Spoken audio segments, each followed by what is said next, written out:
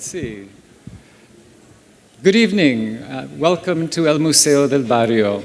I am Jorge Daniel Veneciano, director of the museum. And I love being in this theater. I hope you do too. And have a look at the wonderful murals that are along its walls. I think they were completed in 1922. Some of the great children's story book tales are depicted on them. And I especially love the occasion that brings us together today. Cooper Hewitt in a bold way on our screen, and together with El Museo. You should know that El Museo del Barrio is the first American Latino museum in the nation, and it is now 45 years running. This is our 45th anniversary. Thank you.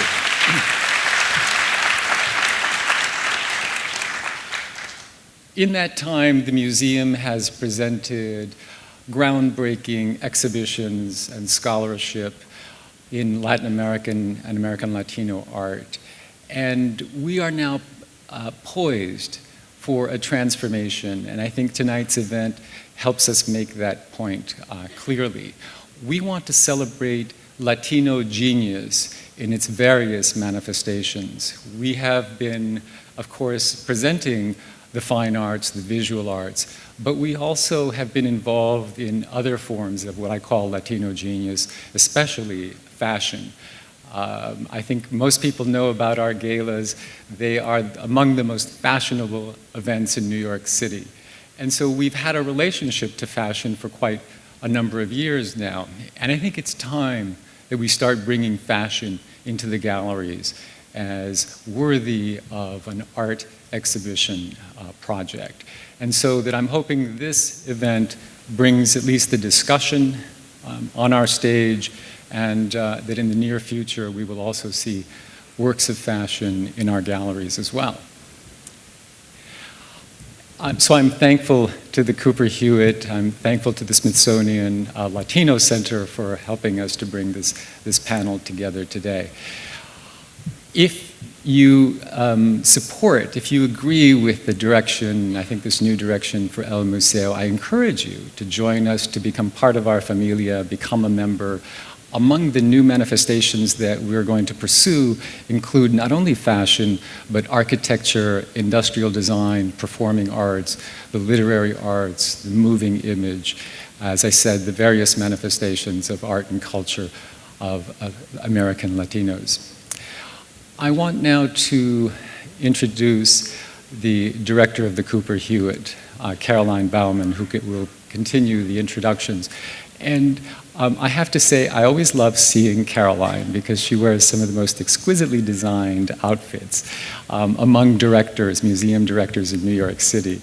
And Caroline has had the responsibility, the important responsibility of overseeing the Cooper Hewitt's redevelopment and, what would you call it? A total transformation of their space. I saw it when it was bare, and I can't wait to see the new installations that will open in December. Do you have a date?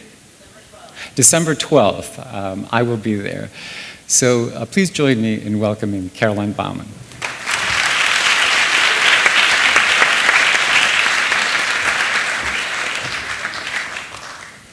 Thank you, Daniel. How wonderful to see all of you tonight in this beautiful theater and every seat nearly packed.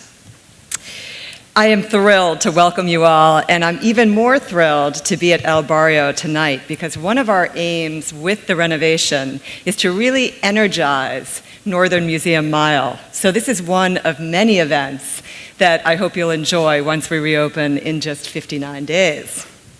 Thanks to a grant from the Latino Initiatives Pool, administered by the Smithsonian Latino Center, we're able to come together tonight and bring you a series of free public programs that highlight the achievements of contemporary Latino designers. Since 1969, El Museo has been committed to celebrating and promoting the full range of Latino cultures through its collections, exhibitions, and terrific programs. Tonight's program is an extension of that mission and Cooper Hewitt's to inspire, educate, and empower people through design. Design is all around us, and we want to help you experience it in fresh and moving ways. On December 12th, the doors at the new Cooper Hewitt will open to you, and you'll be encouraged to actively participate in your visit and engage with the collection like never before. Through educational programs, online initiatives, and events such as this one, our goal is to reach new audiences and make design accessible to all.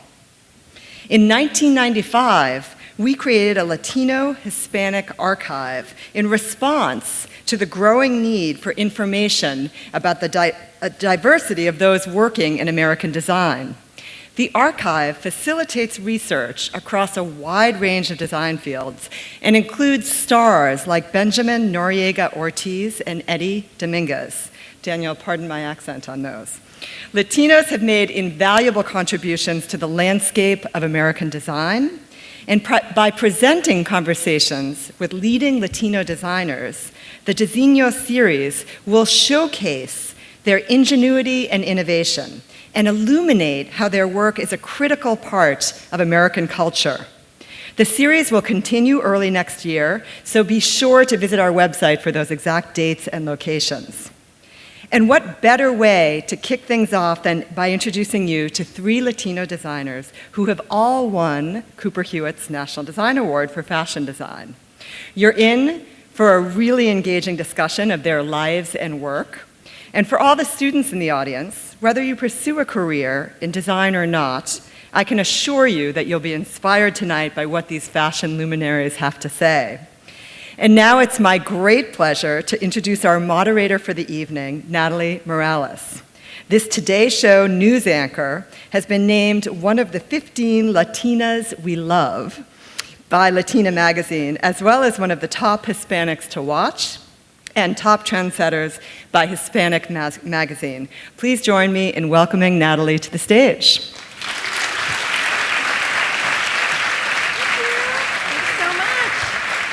Thank you, Caroline.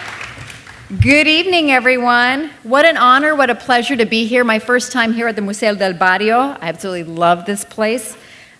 Great to have all of you here today. We're excited because we've got some pretty incredible guests, and I imagine you're all going to be as excited as I am because I love fashion, I love design, and I love the inspiration that I get from these 3 designers. I'm thrilled to be able to sit down with Maria Cornejo, Francisco Costa, and Narciso Rodriguez to talk about their work and their lives as designers. And hopefully at the end of the conversation, we want you to join in as well and ask some questions. So this is a free forum, and we want you to make the most out of the opportunity. I know a lot of you are young designers and with aspirations to perhaps become the next Francisco, the next Maria, or the next Narciso. So we want to give you that opportunity to pick their brains a little bit. So let me introduce our guests. Maria Cornejo's work has been described as spare, modern, architectural, minimal, feminine, and unpretentious. Her collection is named Zero as an expression of a pure vision. 0 is a number that neither adds nor subtracts. It is rather a point of departure. Love that. Francisco Costa assumed the role of women's creative director of Calvin Klein Collection after working directly with Mr. Calvin Klein and debuted his first collection for the house back in 2003.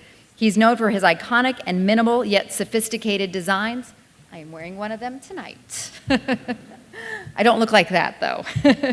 And finally, Narciso Rodriguez has redefined American style over the last 2 decades, playing a singular role in global fashion through his structured and elegantly minimal designs. Rodriguez incorporates a simple, sophisticated sensibility. He makes modern classic clothing that functions both practically and aesthetically. And let me tell you, he knows a woman's body like no one else. So we're so lucky to have these 3 incredible designers with us here tonight. So without further ado, please join me in welcoming Maria Cornejo, Francisco Costa, and Narciso Rodriguez.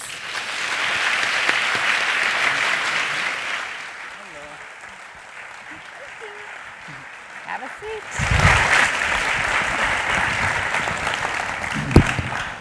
All right. This is exciting. Let's talk about the fashion world first. And And you all have broken through. And as Latinos, Brazilians, you've done something that is very difficult to do, and that is to create brands that have lasting appeal. Narciso, what do you think was your inspiration first to go into design? And how do you think you make your mark? Wow, that's a big question. How did I get into design? I don't know. I don't think there was another choice for me. Mm-hmm. I was very committed to creating something. I needed to make a box, a building, a garment, something. I needed to work with my hands, and I don't think there was another choice. And I've been very fortunate because I grew up in an environment where I saw people embroider and sew and create things and cut hair and use their hands. Is that me doing that? Sorry. And then I was very lucky again when I got to go to Parsons and meet people like Donna Karen, who I got to work with, Calvin Klein, who I got to work with, and then start my own business. Maria, what inspires you? Oh my God, what inspires me? Color, architecture, art, everything but fashion. I don't really? find fashion inspiring. I look at everything else for inspiration. So you take lines in architecture or design that you see in life. Yeah, and I like construction. I like geeking out on the way things are made, or how they're constructed, or how fabric behaves, and how you can put a spin on something, or finding new ways of cutting. I always, made things since I was a child. My grandmother used to knit me outfits, and my aunts used to make me outfits, and my mother, I was in the 60s, so we had always matching outfits, mother and daughter. Yeah. So, and I remember the first thing I did was to start knitting on my grandfather's construction nails, which are about this big. So I have a doll, I made her dress, and I was always making things. But it was more about, like Narciso said, about making things. Yeah. And just the older I've got, I'm really sort of developed a way of cutting, and I find that interesting. That's what keeps me going, is the evolution, is the learning, because I feel like every season you're sort of learning again. And that's what keeps me in doing what I'm doing in the company and doing fashion. Because, it's evolving and learning, actually. Francisco, it's one thing to be inspired and to know that you have the ability to create, but how do you know you're going to be successful at it? What was that moment, for example, where you knew, I have what it takes and I'm going to make it, and big, in this business? I don't think you ever think of that. I don't think you're successful at all. I think ways to go in that sense. You're not very conscious. I mean, when you're creating, when you really going for a job, it just happens. I mean, I think the work speaks for itself in many ways, but it's a trajectory that one takes. I mean, I remember my first job was at Bill Blass dresses, and then that company got sold, and Oscar de la Renta had become part of the company. So I got a promotion within the company to my next job. And the next job was also another promotion into the next job. So it was kind of like that. I had one portfolio ever, and everything else was word of mouth. So it was a very unique situation, But, it is about establishing your network. Precisely. Yeah. But also the work itself, I think, is what represents you, what takes you to the next step, really. That's what happens. That's exactly what happened to me. You've seen the design world change so much. Can everyone be a designer? What do you all think? You go. I think we live in a very democratic world. I think the internet and the way we communicate has opened up, has given a lot of freedom to every one of us to explore. I mean, we could be, we could actually design a building if you'd like to. But there's a specific talent about creating a specific garment that I think it's innate. It's not just styling. I think a lot of people that we see out there, that claim themselves as being designers, what have you, are really stylists or great marketing people or great or people that have great visibility and are supported by major aperture somehow, a good support. But I take great pride on on understanding cut, in loving fabric, and still today, I pick up that color, the thread, I just make my own decisions and how that should look, how to show this, the length of that pant. So it's very important. But it's a free world, so if you call anything else design, I think it could be a designer. Maria, you agree? Yeah, I do actually. I mean, and also there's lots of, like Francisco said, there's lots of different types of designers. I think I believe that we all have our own signature. And like Francisco said, there's a lot of stylists out there, there's a lot of merchandisers, and there's a lot of people who actually just go shopping and copy things and they put them in their collection, and then they call it a collection. So I think I'm very proud. I think we stand apart from that. But there's a lot of, out there what's called fashion, which is just copying and, regurgitating somebody else's idea. Yeah. And it's more mass market, and it's more of an audience that is more like they're followed by social media or things that are much more mass market and a certain price point. Everything, it is more democratic because things are made, in China, and they're lower price points and all over the place. And but they're not necessarily designers who are copying. Yeah, I mean, I think they're brands, and they definitely have a collection. I wouldn't say, I think design is when you have your own signature, you have your own way of cutting, you have your own point of view. I think there's a lot of, plagiarism in this business as well. That's interesting, because we were talking about that a little bit behind the stage here, and obviously there are a lot of celebrities who have celebrity collections now who do not have, the credentials of being a designer. So how do you feel about some of the stuff they put out? Narciso? Well, I mean, it's confusing. I mean, it's confusing to me because you have celebrities, people who are married to celebrities putting out collections that... The dog's collection.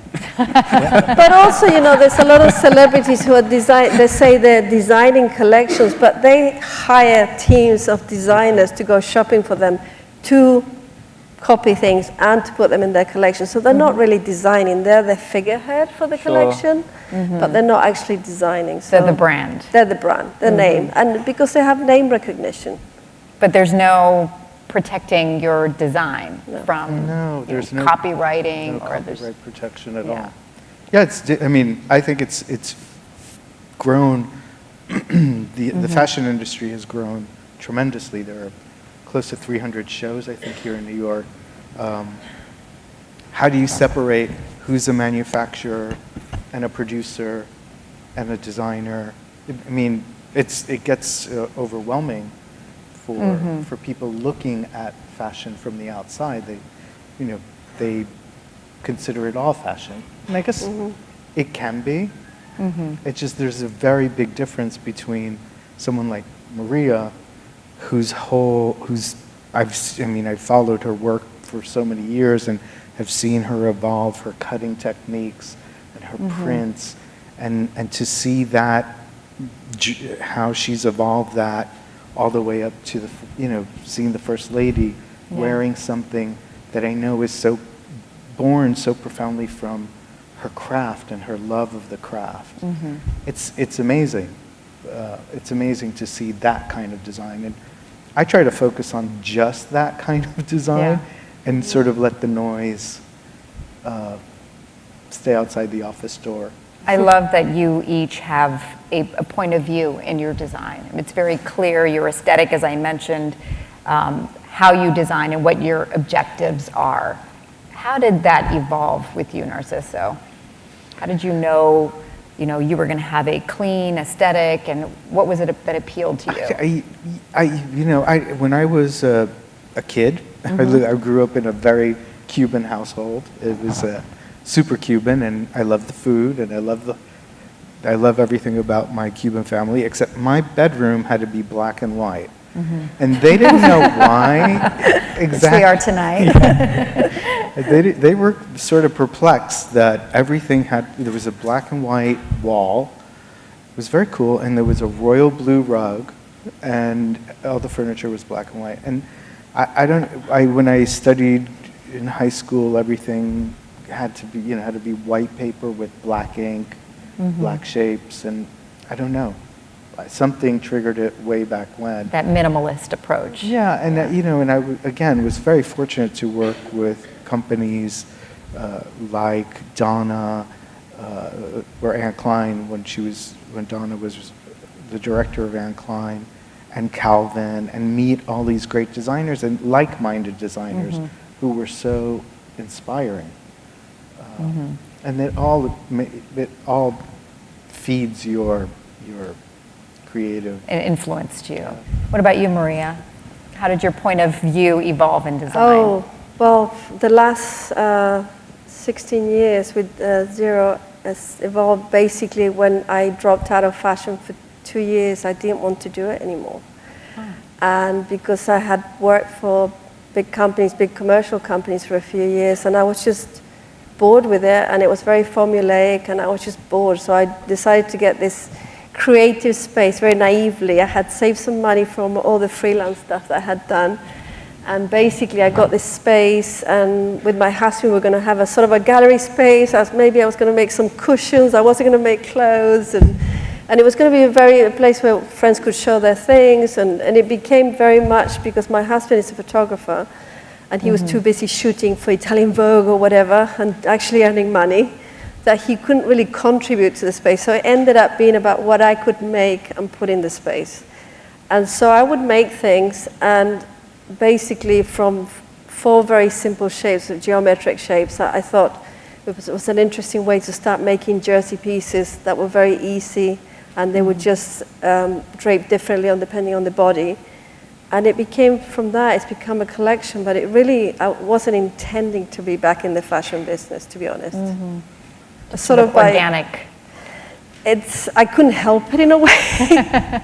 But I ended up making clothes again, but at least for me, it became like an evolution in my head of how I would design, because working for other people after doing a collection with a partner in the 80s, which was very edgy and very fun, and it was called Richmond Cornejo, and we had a lot of big following in Japan, and we saw quite a bit in the States, and it was very punky and edgy. I wanted to do something totally different, and so it became very much about living in New York, making things that are interesting but also really easy to wear. I'm a lazy dresser. I hate having to think about what I'm wearing too much. I just like to pick it up and feel like I'm done. So it's sort of an evolution from that. Yeah. And then because I'm Latin and I like traveling, there's a lot of color and texture, because I love a bit of eye candy. And I'm always saying it's like intellectual love, and sometimes I go, well, maybe I won't wear it, but I love seeing it in the collection. Maybe I won't wear it personally, but it needs to be in there. Yeah. So anyway, I think. And Francisco, you stepping in and the House of Calvin Klein, I mean, that's a big job title. How did you give your signature look and feel to the brand? Well, I think also perhaps the evolution of my own style, because I started again at Bill Blass and Oscar, and then I went to Gucci, and from Gucci to Calvin. It's like, is this really happening, right? Again, I didn't think it was a perfect match, very honestly. And it was so haunting, the fact that it's Calvin. And when you think of Calvin, you think of perfection. You think of like, how can you go from there? So the pressure was always there, and it kicks. But you have to release yourself from it, and you have to do your job. So very much like I think both of you, I'm a craftsman, and I love to be involved with the cut and all of that. So I think I have evolved into a, clothes are rather, distinct but very edited, perhaps.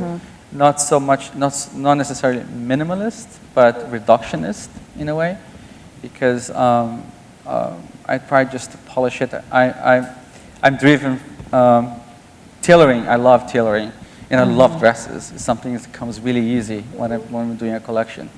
But along the years, and it's been 12 years at Calvin, I think perhaps I brought a little bit more of that craft to the clothes. I like to think that what I design is like a car, right?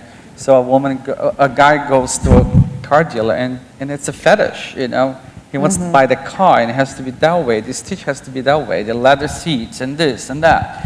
So I feel like a woman who buys my clothes feels that way too. She picks that piece and says, "Oh my God, this is beautiful," and it's incredibly done, and it's just perfect. And I fantasize about the wear. I love when the clothes gets the wear. So that tends to me using fabrics that are a little more, constructed. So there's all this ongoing in my head, how I want the woman to experience my clothes, and that taught me quite a lot, because what I imagined in the very beginning of being ideal, for a woman is not necessarily what, it didn't quite work, for instance, because my clothes were hugely constructed, So I learned to level that and to ease that, and I think that's is the magic and the maturity on the design table, how you evolve with your customer. Was there an aha moment or a moment where you knew you each made it? And I know Narciso, because I've interviewed you in the past about that moment, the Carolyn Bessette Kennedy wedding dress, the white gown. I think that was your moment, right? It was pretty big. I'd say. That really started me in my own business. You became a household name overnight. Sure, it was really overwhelming to have that amount of press and people outside your apartment door, and it was a very strange time. But ultimately, it was something that was so personal. It was my best friend's wedding, so to me, it was something really dear and something I treasured. And then I got back from the wedding, and life changed dramatically. That was the moment then. That was definitely the moment. Maria? I have to think. From a design point of view, winning the Cooper Hewitt was very humbling, because I was in a room with all these amazing designers who designed a plane. I remember Jonathan Ives was a runner-up, and he designed the Apple iPhones and stuff. So for me, from a design point of view, that was my wow. And it was actually very humbling, because I was in a room with all these really incredible minds. So, and then seeing Michelle Obama land on, wearing the clothes over the years, when she's doing cool things like, like the less work, and not the red carpet or the official occasions so much, but when she's talking to women's groups, or when she's moving around, and to me that's also what the clothes are about. It's about real women doing things in the clothes. So for me, that was really such a great compliment, because the clothes were actually being used. I've always said that they were being used for a greater purpose. She's actually doing cool stuff while she's wearing them. So that was really And you were nice. just at the White House last week, you were saying. Yes, we were there. For a fashion event there. Yeah, we were there twice in 1 week. We did, one for the Cooper Hewitt and then one for the First Lady, the fashion workshop, which was really amazing. That's great. All right, Francisco, you? I have to agree. I think when the Cooper Hewitt Award was quite amazing. I was just like, wow, this is like the Smithsonian, the Cooper Hewitt. It's a place that I always treasured. I mean, it was like escape in New York City. You go to the Cooper Hewitt, it's always magic, So I was beyond flattered and thrilled and honored. It was really, really special. And I don't know, it was somehow, something is happening. But And Narciso just won the Cooper Hewitt last week, so congratulations. Thank you so much. Tell us about the process of design. How do you get your inspiration every collection, every season? Maria, let me start with you. Oh, God. I call it inspiration. I know you said architecture inspires you, but... Inspiration, desperation, I call it. Because we're on such a schedule now that you're constantly producing. So the first thing that we do is look at fabric. And depending on the fabrics, it takes the shapes, to be honest.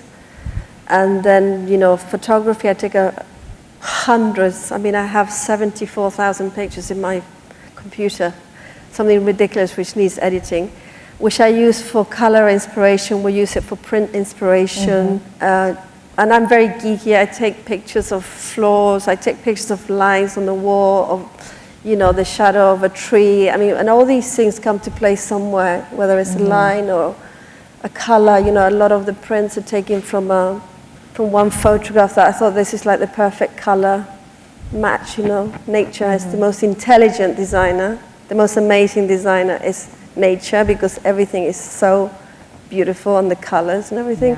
So I'm a bit geeky like that. And then I sort of start to try to get everybody into it, because I don't do boards, you know. There's pictures that I take, but there's not like inspiration as in silhouettes or anything. We sort of start geeking out, and I start dreaming of traveling, and you know, there's all that comes into play. Or for fall, you know, I was in Chile, and then I was thinking, well, if I had been in Chile when I was 20 and I was traveling around Chile, what would I want to wear, and what would my perspective be on fashion at that time? What would I have been into if I'd been here traveling around? So it just, in my head, I start traveling. You know, and it's always like traveling, and I'm sort of telling everybody, and everybody's like, and it's like pulling it on my brain with a straw, and then everybody sort of gets on board, and it keeps evolving, and you know. Narciso, I see you work with boards. I take a lot of pictures as well. I'm so inspired by the city, and each collection is starts with tons of pictures that are from the streets, and I come in and I put them on boards, and we look at them and then throw them out and put the new ones up. But each season, I don't know, I never like to stick to a routine, because you can see a fabric and it inspires multiple collections and ideas, or you could be working on something that doesn't work this season, and then 2 seasons later you've perfected it. That could be the start of a collection. Or it's really funny, we gave away a dress this season to a model, and then I saw her in the dress and I thought, why did we give that dress away? It was so beautiful. It looks so nice on her. And so we asked to borrow it back. To inspire your... to start working on this season. So I love that we as designers, as creators, we can start from any perspective, whether you cut a little paper doll collage and build a season like that, or put colors together. That's the most exhilarating part of the design process. Does technology come into that at all now, Francisco? Are you using computers to help with the design aspect, or? Not for me. I mean, I think I go in the same wave as Maria. I do travel so much. We're always like in this travel mood. But books, to me, are the immediacy, the contact with the book. You know, I buy like 5-6 books a week. You know, it's just insane. And then you inundate yourself of all this information, which obviously not fashion books, just anything, right? And then fiction, nonfiction, doesn't matter. Great picture books, you know, landscapes, you know, great design, you know, pottery, you know, anything, you know, anything you really, you know, Bauhaus, you know, it just goes, you know, a very wide range. And then obviously, you know, start editing everything, you know. And then you create this image of this woman traveling, you know, what is she wearing, how, and, you know, what state she is. So I think my process is very emotional. It's very direct. I have to have a contact with the fabric, of course. Fabrics are really very tactile, you know, constant. And then I have a lot of trouble, for instance, you know, the PR department comes in and what's the season about? You know, I cannot say it. I just can't, you know. And then come again, what's the season about? Guys, I don't know. You haven't decided yet. Because I don't keep boards either. I do not do boards. Well, we just started actually. And then the moment the show is finished, Yeah. it's all out, right? You have all the words, everything is just like kind of It sort of comes crystallizes down. everything. It's so incredible. When you're working on it, I think it's all like ideas in your head, and you're sort of trying to pass that to the team that you're working with.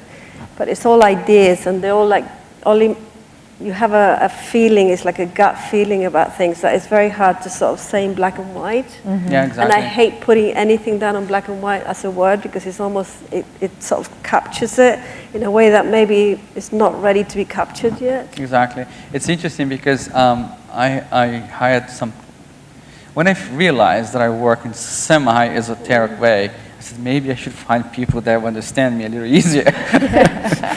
So I found out that, in Japan, Rei Kwabuko, Comme des Garçons, she works very much like this way apparently. So she walks in the room and she has only design pattern makers. In other words, a person who actually designs through pattern making instead of just designers through sketch. So I said, that's very interesting. It's an interesting concept that how she does it. So she goes and she throws a word, right? She says, I don't know, train station. Yeah. So all of them, they go like, this nuttiness, look, what is a train station, And they come back with that stuff. So, I think again that the challenge is, to communicate and to keep that moving. But I think I'm such an individual that I'm very controlling, and because we actually are creating, you have the space to create. It's very difficult to delegate and to explore anybody else's ideas. So, it's interesting. Do you, and you mentioned you work with a team. Yes. Are they contributing to the design as much, or is it you have the vision, you set the, this is my objective, and, we're going with that? Or is it more like, what should our collection be about this season? Is it more of a free-for-all? I throw it out there. What do you guys think? Because they're all very young people working in my studio.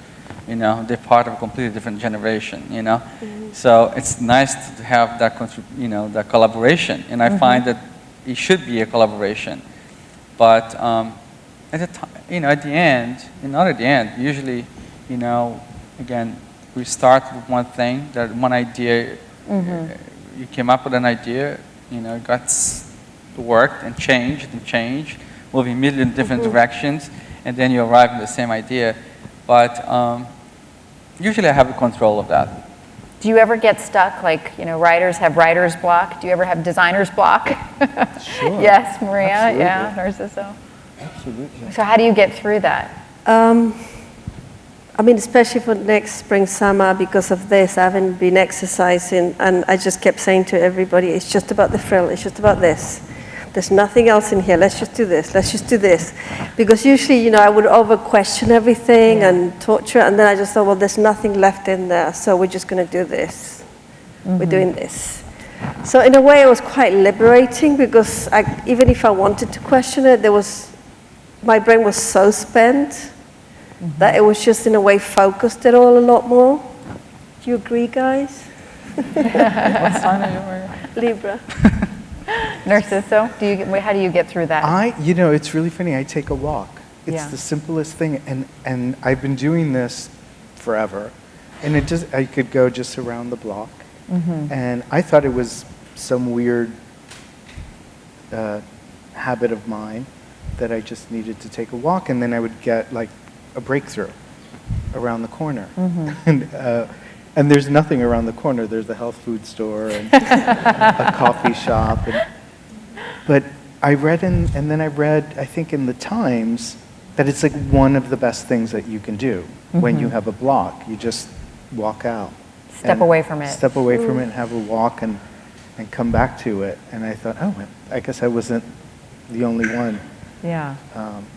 What collections are you designing now? It's 2015. Pre-fall and fall. Pre-fall, fall. 15. So, not to put you on the spot, Francisco, but what's your collection about? Even if I knew, I wouldn't tell you.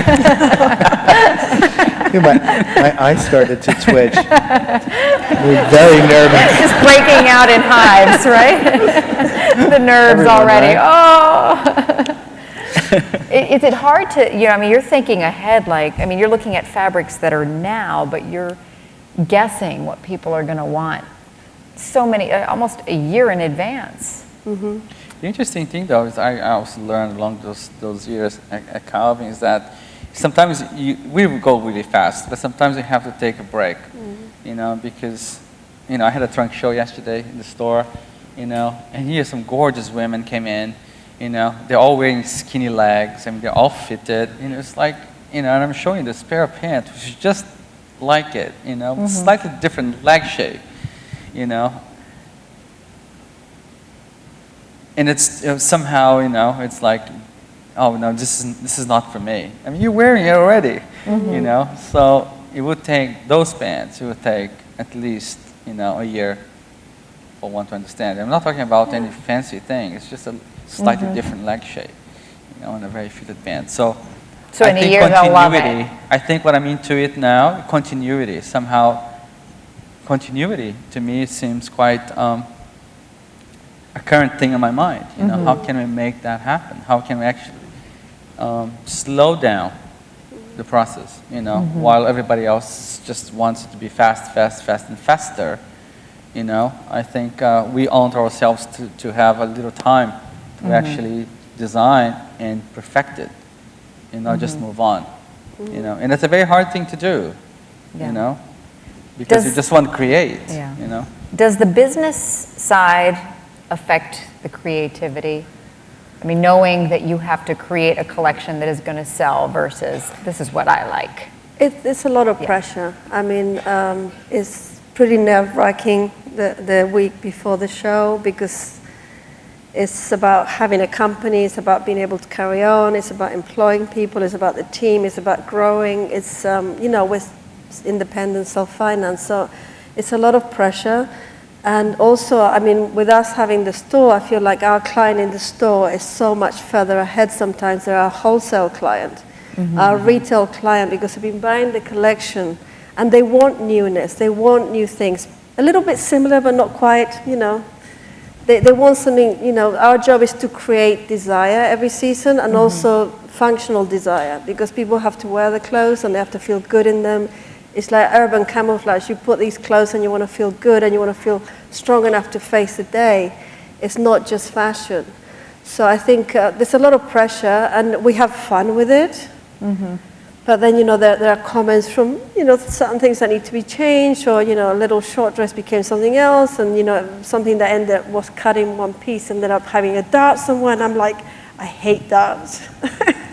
And I hate fastening, so I'm like, no. Yeah. So it's always like a juggle, and we try and compromise, because of course we need the collection to sell. But there's things that I call the ugly children that, don't make it onto the sales floor, but then they come back and they're the best sellers years later. Interesting. So that's nice. Yeah. Narciso, how have you seen, the business side affect how you have evolved and how you design? I mean, I've used it to my benefit. I mean, I really love the idea of making clothes that are easy to understand and make you look good and are approachable. And I don't know, I like Maria in that sense. I mean, she said she's lazy about dressing. I'm dressing a woman where she's dressing herself. I'm just looking to make those dresses, those pieces that make a woman feel great. And we love you for that. Love him. No, but so when you know that there are things that people respond to, that people like, that they know you for, you always check your selling reports, and it's smart to use that and design into that. Use that as a bit of your inspiration. I mean, and evolve it. So it does impact your business. For all the designers who are wannabe designers who are here, what advice, going down the line here, would you give them to aspire to be the next Francisco, Maria, or Narciso? Francisco, let me start with you. I think perseverance and hard work.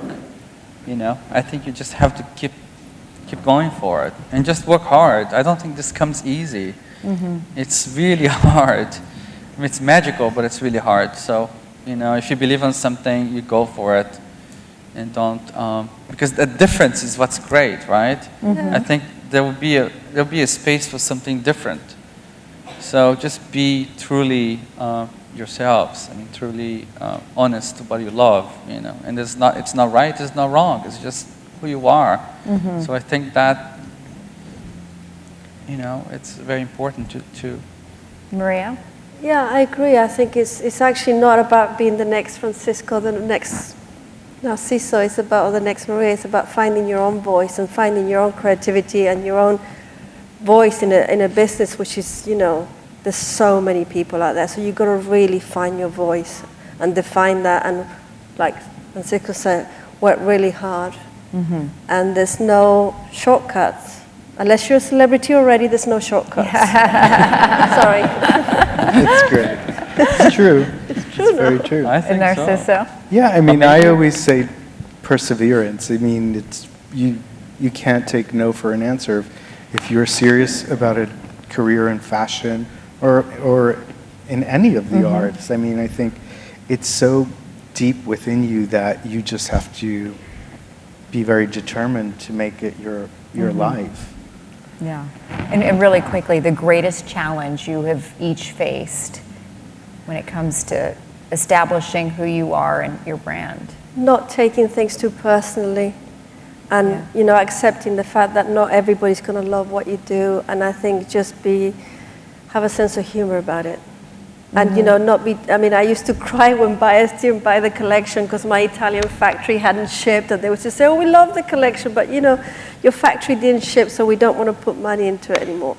Or somebody would come in and try something on and say, And then, so as I get older, what's given me the age is actually that not to take things too personally and perseverance, that, you know, Rome wasn't built in a day.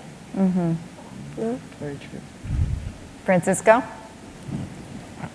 Has there ever been a moment where you questioned if you were in the right field? Yeah, all the time. How about this morning? No, I think we do. I mean, I totally do all the time. But it's not because I'm not, you know, I don't appreciate what I do. I don't think I'm doing right. It's just because, you know, there's so much more. There's so many more things I want to do. Yeah. You know, so I feel like, you know, fashion is just part of one thing that I love. Yeah. You know, but I always think of an environment. I always think of you know, lifestyle. So I would love to do a hotel. I would love to do, you know, design a building. You know, I would love to write a book. You know, I would love to. I don't know. I really feel that way. I feel like I'm not complete. You know, so. Yeah. And Narciso, was there ever a time where you were worried about making it? Sure. I mean, you know, the economy goes up and down. You're more in favor or less in favor. It's you know, fashion is so fickle and it changes so quickly. That's why it's fashion. You know, I mean, there's kind of, funny, but it's kind of why you're in and you're out kind of a thing. You know, it's very logical. So yeah, I mean, there are moments where I wake up and have that momentary panic that I should be doing something else, and then I go to the office, and it's so exhilarating, and like I have this amazing workroom, and everybody that works there is so excited about the creative process and everything, and you forget the hardship. If there ever was a hardship, it feels so small because everybody is so committed to the work. So yeah, I mean, it's a Great love answers. and hate, love and hate relationship. I think every profession is that Right, way, though. Right? exactly. You love what you do, and then you don't love what you do. I want to open it up to questions, and I think we have a microphone. So if if whoever wants to step in the aisle first, I guess if we form some lines in the aisles, and that way we can open it up to questions. We'll come to you, so just raise your Yes. hand. Okay, we've got a couple over here. We've got some questions over here, I think, on this Can side. we get the house lights up a little bit? Hi, guys. So, my name is Patrick, and sorry, I'm a little nervous, just because I first want to say thank you sincerely and from the very bottom of my heart to all three of you for adding such, like, I don't even get to wear any of your clothing, but just going to, like, style.com, like, religiously every season and seeing just the most, like, it just stuns me every single season, all of you. And, you know, just thank you from the bottom of my heart for adding such beauty to the world, because it really enriches my life, I can say that for sure. And my question is, can you tell me about your muses and your, as a person, the people in your lives who really inspire you? And I'm interested in, for me, it's like after seeing the both YSL movies this year and his relationship with, you know, Lulu and Betty Catrue and, you know, and such. And I'm just really curious as to, it's something that's fascinating me right now, and I'm just curious, like, who are your muses and how do they inspire you? And what is that process like, I guess, is what I want to ask. Who has a muse? I Francis. do. I'm so happy to talk about that because it's a real muse. I work with Camilla Nickerson. I don't know if everybody heard of her. And she's an editor at Vogue. And she's just the most intelligent woman I've ever came across. And it's just terribly inspiring. I mean, I just think of her and I get inspired. So it's crazy because, I don't know, sometimes you're just on the, you know, I mean, her beauty, her deliciousness is just so incredible. You know, it's a true muse, you know. So it's her intellect that Her intellect, really I mean, moves she you. is just, you Cool. just want I to love dig that. in, you know? You just Yeah. want to touch her. You don't want to just, it's just amazing. And I think I never knew that this would happen in my life because you admire so many people, you know, there's a tear sheet that you love this woman, you know, love this woman. There's all those are great women, but I mean that's reality. You know, there's this, you know, somebody that you find in your life that it just compliments you. You know, it's like a kind of a marriage in a way. You know, it's not always up. It's not, you know, it's just a totally invigorating conversation. You know, and it happens that she's just gorgeous, so it makes my life easier. Maria, do you have a muse? It's hard for me to say. I mean, I know Camilla and she's amazing. She's a friend and she's got amazing style. I don't have one muse, I have many. I think of the girls that I work with, the team. I think of friends who are doing interesting stuff, what clothes they need, architects, whoever, actresses.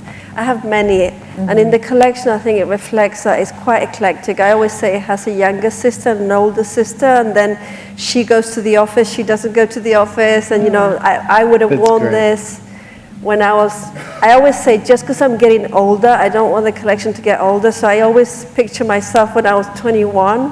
So great. And you know, You're your So you muse are then. our muse. The 21-year-old you. But also, you know, the guys, because they all wear the clothes in different ways and they have their own spin on it. You know, and my daughter, who's 23, will wear the collection a certain way. Then, you know, all the girls in the office, they're all different shapes and sizes and they all wear it in a different way. And to me, I find that really interesting and inspiring. And then I geek out, you know, design-wise, you know. Sorry. And Narciso, do you have a muse? Sure, I mean, Maria's my muse, but I never thought of her. Now I have to think of you as 20 running around Chile. So sweet. But no, it's true. I mean, she's so profoundly inspiring and so brilliant. And, you know, as is Camilla, and Yeah. who, you know, we were so fortunate to work together as well. She's just a woman of such great style. But much like Maria, I think it's, I always say it's a kind of a Frankenstein of a muse, because you take all of these women, these amazing women that you've yourself, you know, have come to my office, and left everybody you. in awe, you know, trying on dresses. Oh my goodness. No, and it just, it is about so many women. And Yeah. for me anyway, I like to, you know, I want to dress her mom and her daughter, and I want it to be about women. So yeah, it's a bit of every muse. And I love all of your collections is the approachability for women. I mean, they're all designed to make women feel fabulous and comfortable. It's you know, not about, you know, trying to make the fashion world go, ah, but it's more about like, I'm comfortable in my skin. And Right. that's what we love. Thank you. Who else has a question? Yes. Good evening, how are you? I am in fashion marketing. I've been in marketing for 15 years, and I've actually transitioned into non-for-profit within the marketing space, within fashion. I work for Dress for Success. Very curious to know how philanthropy really plays into your brand. I know that each of you might have a cause that's personal to your heart, but overall, from a corporate perspective, you know, is there a cause that really resonates within your company, within your employees, you know, your culture? Thank you. Great question. We've been working with Every Mother Counts, because I think the right to have a child and survive is a basic right of every woman. We tend to associate ourselves with causes, you know, usually our clients help us create that because of the association. We have a lot of really cool women, also Human Rights Watch. I personally came to Europe originally as a political refugee, so I'm very aware of the political side of things, so that to me is also very close to my heart. We're not at the stage that we can give millions of dollars by any means, but whenever we try and do fundraisers through sales or percentage of the sales to go to these causes, we do. Yeah, we also do it, you know, PVH, which is a large corporation. I mean, we're heavily involved in so many charities.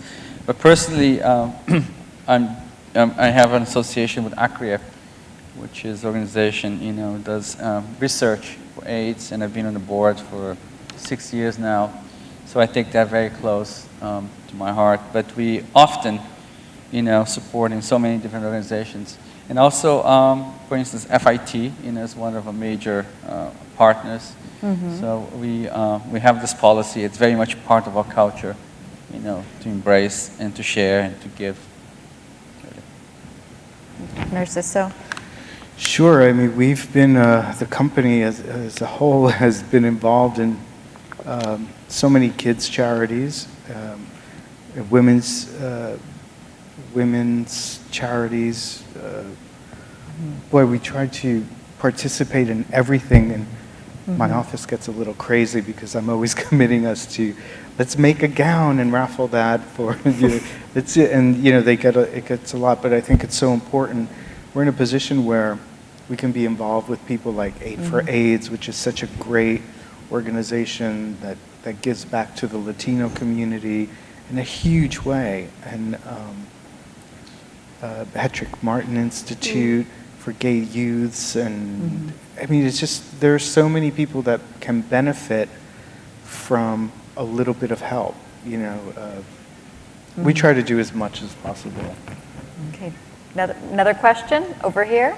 Yes? Got one here and one here. Hello.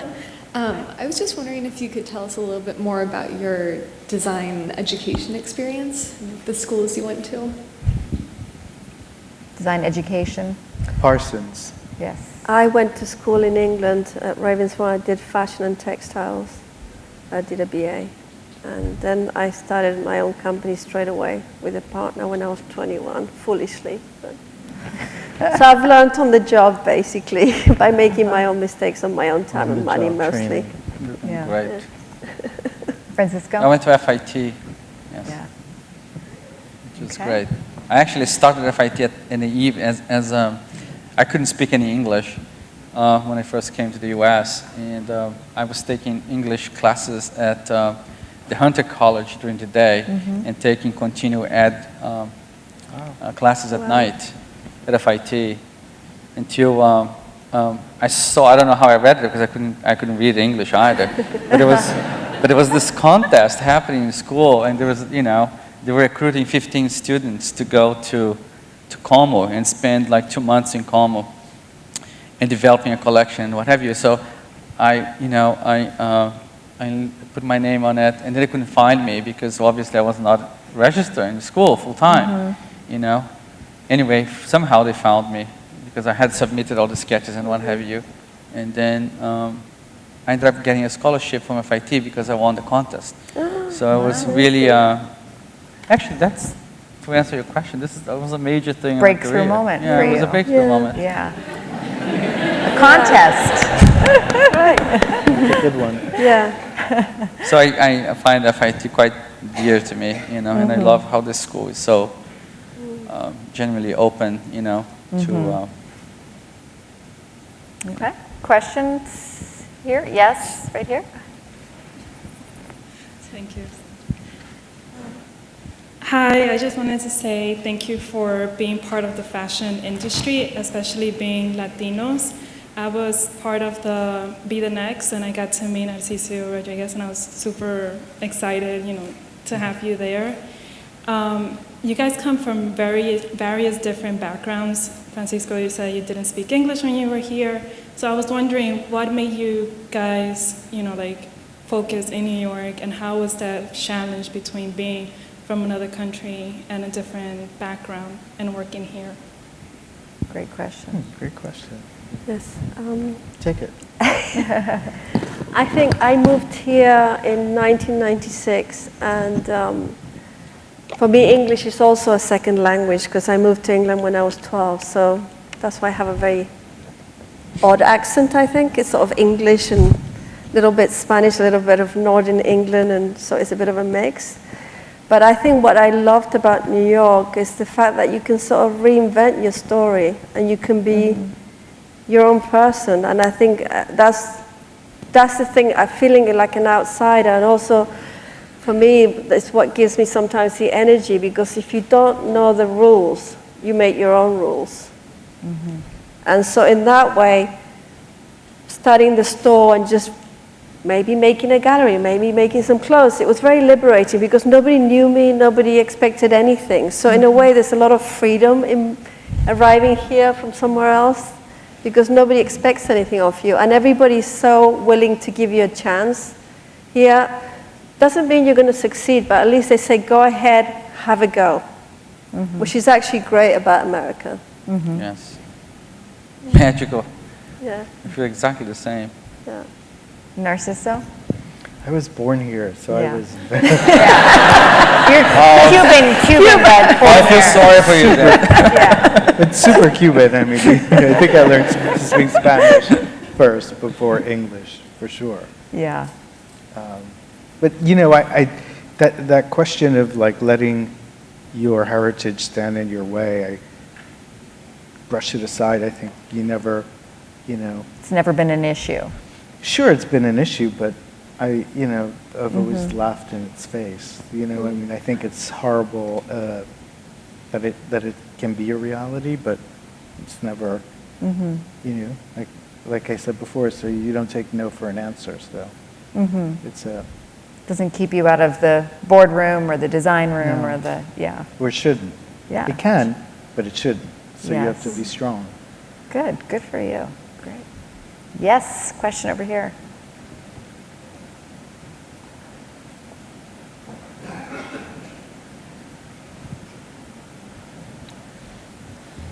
Good evening. I'm Namdegum. I'm currently a senior at FIT. And something that I'm sure many of my other classmates are questioning and going through is what's going to be my next move, what is going to be the right move. Joseph Altazara, a few years back, has been quoted to say that the fashion education really begins after school. And so I wanted to ask each of you to take us back to the moment when you're graduating school and what was sort of going through your head. What did you think was going to be your next move, or what would be the right move, and sort of begin your journey, or take us back to the beginning of your journey? That's great. So what does he need to do next as a senior at FIT? You know, I have to say we live in very different times. I think you have to find your own experience because we also, to be honest, I mean, I left college, and in the second year of college, actually, I freelanced for somebody. I freelanced for Fiorucci designing. So when I left college, my college collection was bought by 2 stores. And then I was working with a partner, so we decided to join forces. So my path is maybe not everybody's path. And I think the realities have really changed, and there's so much competition out there, and there's so many different paths, to be honest. It's whether you want to work for a big company, or you have the means or the naivety to want to just start your own thing. You know, I think there's so many different paths that you can take. I think my only advice would be to just work really hard and just be prepared to take a lot of rejection, but just stay strong. Like Narciso said, you just have to keep going. It's about perseverance, you know, and there's so many different paths right now. My only advice would be is if you also to get more technical, because there's much more careers in the technical side, whether it's knitwear or prints. If you know the more technical side of fashion, which is, you know, there's not a lot of people that sort of specialize. So if you specialize in a certain area, whether it's accessories or knitwear or textiles, then there's also that layer that can also help you get a job, you know. I hope that answers your question. Francisco, do you... By the way, I was kind of a dropout. Not really, but I actually didn't go to my graduation. I graduated 5 years later after I had my job at Calvin. But I think you just never work for money. Yeah. You know, ever, because it's not going to get you anywhere, or it's not going to give you, you know, the love or the returns that you really want as a professional. And don't screen, you know. I mean, if you know what you like, and you know a little bit of how you're going about, just go and do it. Just work for nothing, you know. And that's how you're going to learn, you know. And you're going to learn really fast, because I think the means today are much faster. The whole operation is completely different, you know. I think the more you get your hands in the dough, you know, the faster you grow. So. And I think internships are key right now. I think, you know, a lot of my team started off as interns, and gradually they got, if we had a good season, they would get the job. And I think more and more the proof is in the pudding. You really have to be able to work in a team and, you know, be present. And I think when you intern somewhere and you prove yourself, then you're more likely to get the job than somebody coming in with a portfolio from outside. Actually, you just mentioned an amazing word. Teamwork. Yeah. It seems like the world's revolving towards teamwork. And it's a very millennium kind of, you know, thing. You know, more. I mean, funny enough, because always my studio was really, you know, there's always this freedom of speech and communication. But I think it's an amazing tool to learn how to work as a team, you know, and having less of an individual voice. Accept, you know, opinions and, you know, what have you. I think that's something about that that's and all quite current. working for a common goal, you know, to work as a team for the common goal, which is the collection and evolution. Internships, practically speaking, internships, getting that experience, how much of a portfolio or even a collection do you need to start out? I mean, if you're graduating school, hopefully you're graduating with a portfolio.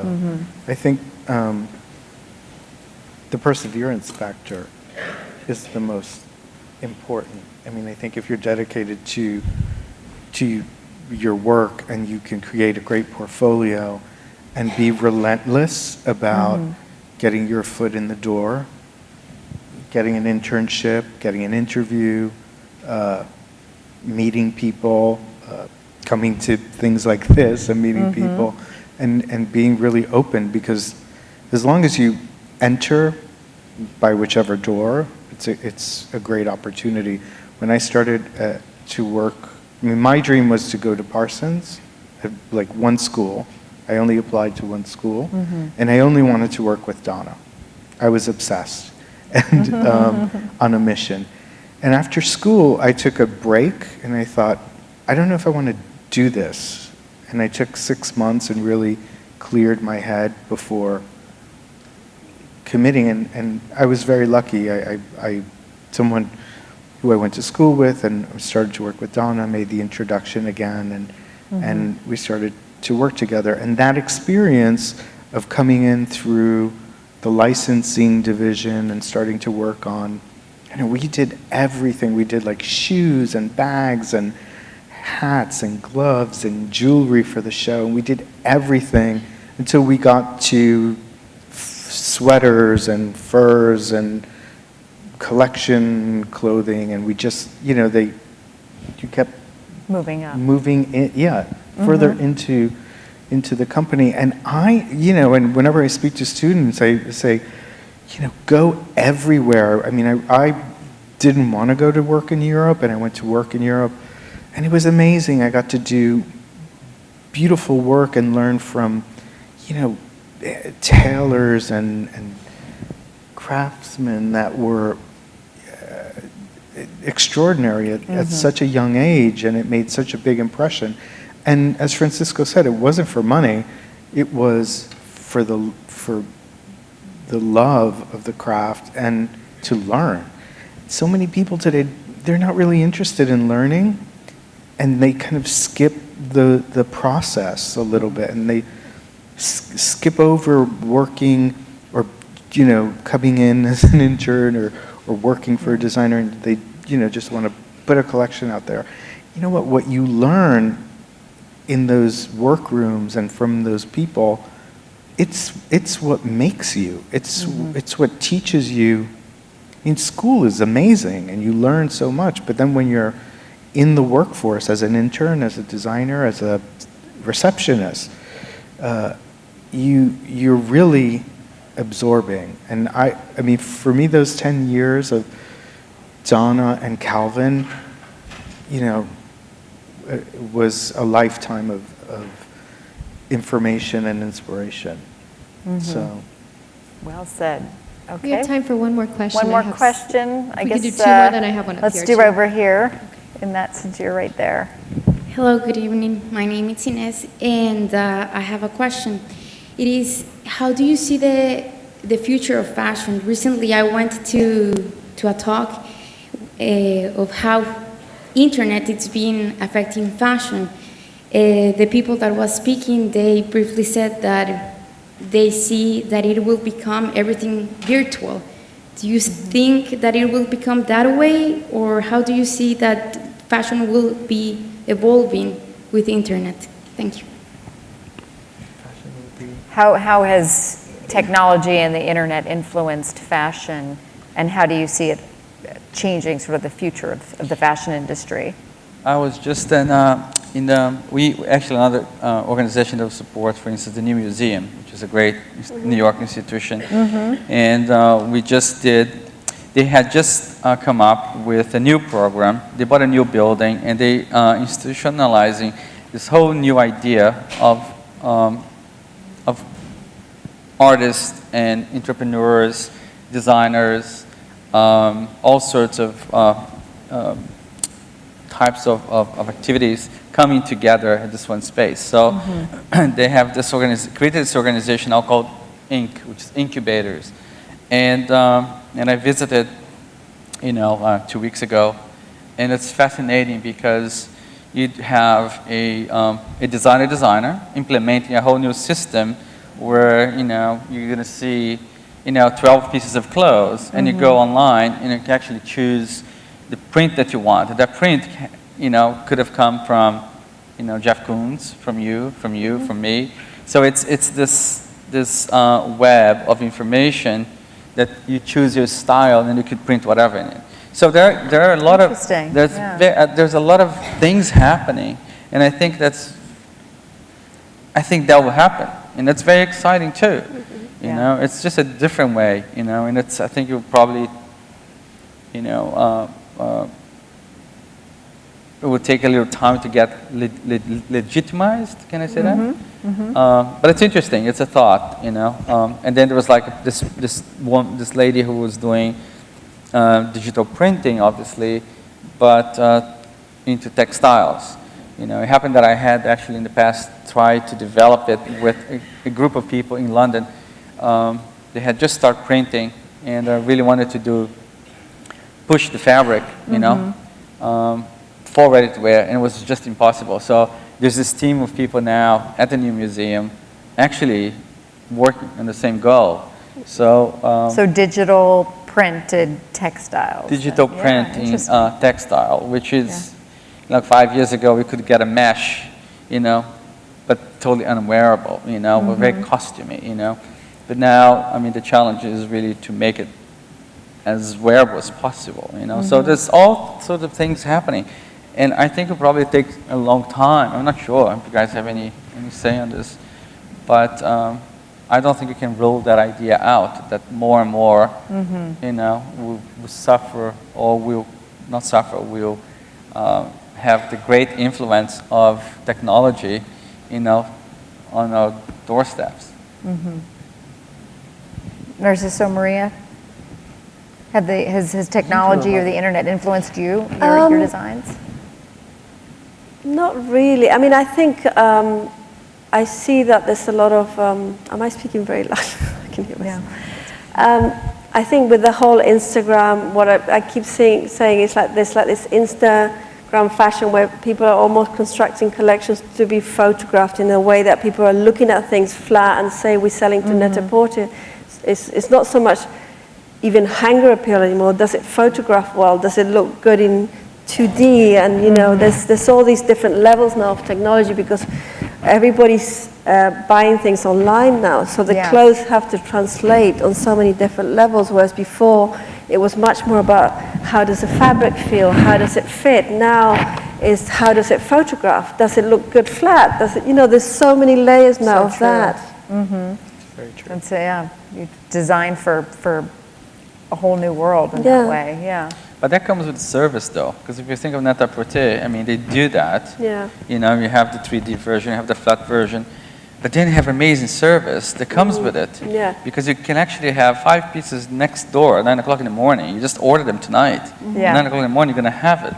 So it's instant gratification. You know, there's something to that fast communication and immediacy. And I think women, they love also the fact that they can have things shipped to them, they can try them on with the things they already have. And beautifully wrapped. Beautifully wrapped, and then they can send back whatever they don't want to keep. And they don't have somebody pushing them to buy anything. They're just trying it with their shoes and in front of their own mirror and at, you know, late at night one night. That's the way most of us shop these days.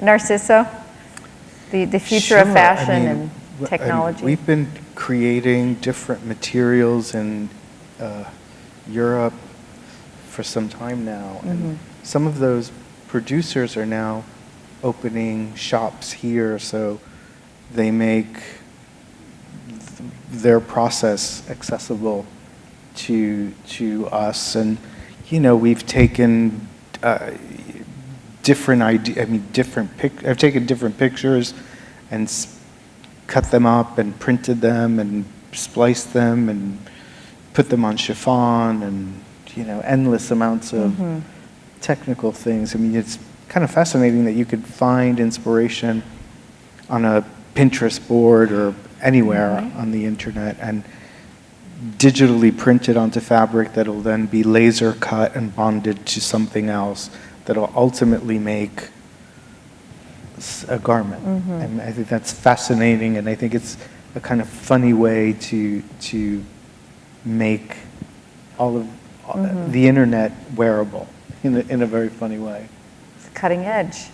Well, I cannot tell you enough how grateful we are to have all of you here tonight. Great questions, and Francisco, Maria, and Narciso, always such an inspiration. And we love what you design, but we love more your work ethic and the ability to create and to allow people like the young designers in this room aspire to want to do and be, the next whoever they are in the fashion world. So thank you so much. Thank you for your time. Thank you all for coming tonight. Great.